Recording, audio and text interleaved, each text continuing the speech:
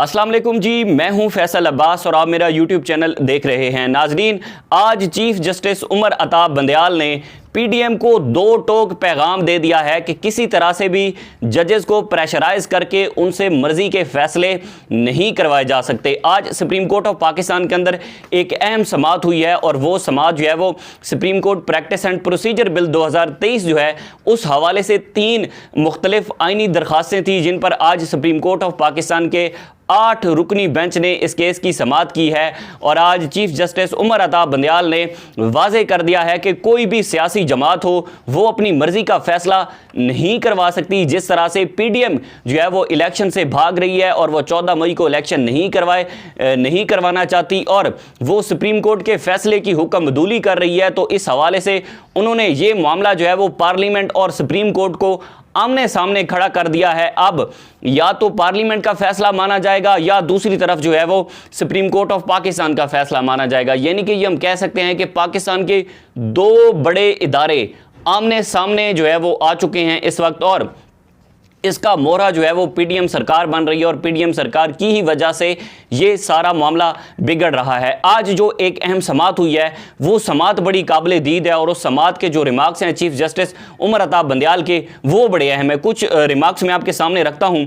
Senior जजेस और full court बनाना chief justice का इख्तियार है। इफ्तिखार चौधरी केस में अदालत में 7 करार दिया रेफरेंस सिर्फ सदर मुमलिकत दायर कर सकते हैं। किसी जज के खिलाफ रेफरेंस उसके हुकाम करने से नहीं रोक सकता। आज जो है वो फुल कोर्ट बनाने की इस्तदा की गई थी जिसको चीफ जस्टिस उमर अता बंदयाल ने इस इस्तदा को मुस्तरद किया है और मुस्तरद करके उन्होंने बड़े अहम रिमार्क्स दिए हैं कि सीनियर जजेस और फुल कोर्ट बनाना जो है वो चीफ जस्टिस के इख्तियार में होता है, वो किसी एक जज के इख्तियार में नहीं है। उसके बाद सुप्रीम जुडिशल काउंसिल की राय आने तक जज को काम करने से नहीं रोका जा सकता।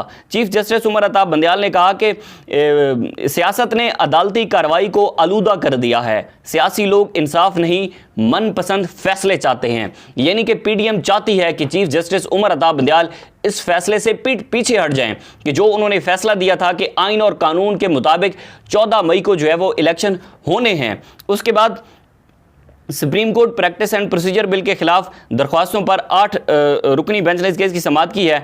उसके बाद अब मामला यह है कि लार्जर बेंच को इस हवाले से जो है वो मालूमात फराहम करनी होंगी और इंतखाबात के लिए जो फंड्स थे वो मिले हैं या नहीं। सुप्रीम कोर्ट ने इलेक्शन कमीशन से रिपोर्ट भी तलब कर लिया है कि इलेक्शन कमीशन जो है वो आकर बताए कि जो फंड्स हैं वो मिले हैं अभी तक या नहीं।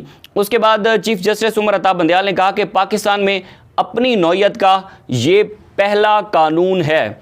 ये कानून रियासत के तीसरे सतून के बारे में है। जजेस के जारी करदा हुक्म पर अमल दरामद सब पर लाजिम है। जो भी जज फैसला कर दे और जो सीनियर जज है, अब chief justice Umar Ata Bandial supreme court के चीफ जस्टिस हैं, अब जाहिर है वो जो फैसला कर देंगे इसका मतलब है कि सुप्रीम कोर्ट का वो फैसला है। इसका मतलब है कि पाकिस्तान की सुप्रीम का वो फैसला है, पाकिस्तान की अदलिया का वो फैसला है।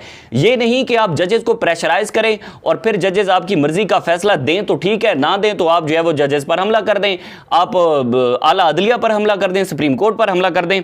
ये एक चीज़ बड़ी अहम है। उसके बाद चीफ जस्टिस ने कहा कि किसी भी जज के खिलाफ रेफरेंस आने की कोई कानूनी हैसियत नहीं है। जब तक रेफरेंस समाअत के लिए मुकर्रर ना हो उसकी कोई अहमियत नहीं होती।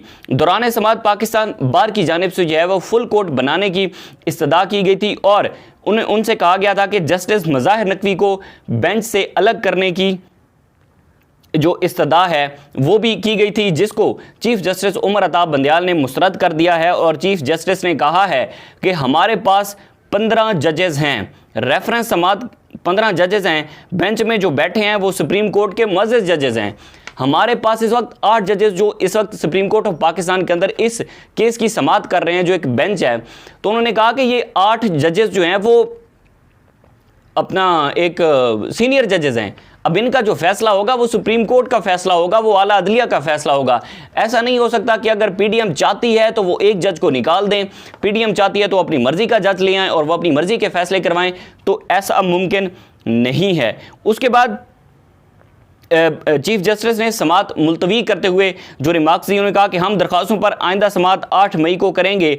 अदालत ने supreme court rules and procedure bill पर पार्लिमानी कार्रवाई का रिकॉर्ड तलब कर लिया है। सुप्रीम कोर्ट ने कायमा कमेटी में होने वाली बहस का रिकॉर्ड भी तलब कर लिया है कि पार्लिमानी जो कमेटी थी और उसके बाद जो एक कमेटी बनाई गई थी उस हवाले से क्या अभी तक डेवलपमेंट्स हुई हैं और क्या रिपोर्ट्स हैं वो भी जो है वो सुप्रीम कोर्ट ऑफ पाकिस्तान के सामने रखी जाएं, और उसके बाद इलेक्शन कमीशन को अभी तक फंड्स मिले हैं या नहीं, ये भी एक मामला है। वो रिपोर्ट भी जो है वो सुप्रीम कोर्ट ऑफ पाकिस्तान के सामने रखी जाए। तो अब मामला ये है कि ये भी एक खबर है कि जो कल एक इशाइया हुआ चीफ जस्टिस उमर अता बंदयाल ने करवाया, तो उसमें सुप्रीम कोर्ट ऑफ पाकिस्तान के तमाम जजेस उसमें जो है वो शामिल हुए। इस इशाइये में जस्टिस काजी फायज ईसा जो है वो शामिल नहीं हुए और उन्होंने जो है वो चीफ जस्टिस ने इशाइये के लिए उन्हें मदऊ किया था, उस इशाइये में उन्होंने जो है वो शमूलियत नहीं की। अब मामला ये है कि इस हुकूमत ने PDM सरकार ने जो है वो पार्लियामेंट और सुप्रीम कोर्ट को आमने सामने खड़ा कर दिया है। पाकिस्तान के दो बड़े इदारे हैं, खुदारा इनका आप एहतराम करें। दूसरी जानिब आप जो है वो आइन और कानून के मुताबिक फैसले करने की बात करते हैं, लेकिन दूसरी जानिब आप ये भी देख रहे हैं कि आप आइन और कानून को जो है वो रोंद रहे हैं और आप कह रहे हैं कि जो पाकिस्तान का कानून है, पाकिस्तान का जो आइन है वो गैर मसर हो चुका है। तो ऐसा बिल्कुल नहीं है। अब जजेस की लड़ाई है, एक तरफ तो PDM के हामी जो हैं वो जस्टिस काजी फायज ईसा हैं, दूसरी जानिब उमर अता बंदयाल हैं। अब मामला ये है कि एक फैसला है सिर्फ 14 मई के इलेक्शन का। 14 मई को इलेक्शन होंगे या नहीं, कानून क्या कहता है, आइन क्या कहता है। जाहिर है इस हवाले से आइन और कानून बिल्कुल वाज़ेह है कि 14 मई को इलेक्शन होने हैं। अब जो इसकी पैरवी करेंगे, जो अब उमर अता बंदयाल हैं वो इस केस को जो है वो फैसला सुनाना चाहते हैं, इस इलेक्शन करवाना चाहते हैं। ज़ाहिर है सुप्रीम कोर्ट का एक फैसला है। तो अब जो है वो PDM की जानिब से ताबड़तोड़ हमले किए जा रहे हैं कि ये तो इमरान के जजेस हैं, इमरानदार जजेस हैं और ये इमरान के हक में फैसले करते हैं। तो ऐसा बिल्कुल नहीं है। आप देख लें कानून क्या कहता है, आइन क्या कहता है। जजेस ने आइन और कानून के मुताबिक चलना होता है। वो आला अदलिया के चीफ जस्टिस हैं। 24 करोड़ अवाम है, पाकिस्तान की सुप्रीम कोर्ट ऑफ पाकिस्तान है, उसके जो है वो चीफ जस्टिस हैं, उन्होंने फैसला करना है इस हवाले से।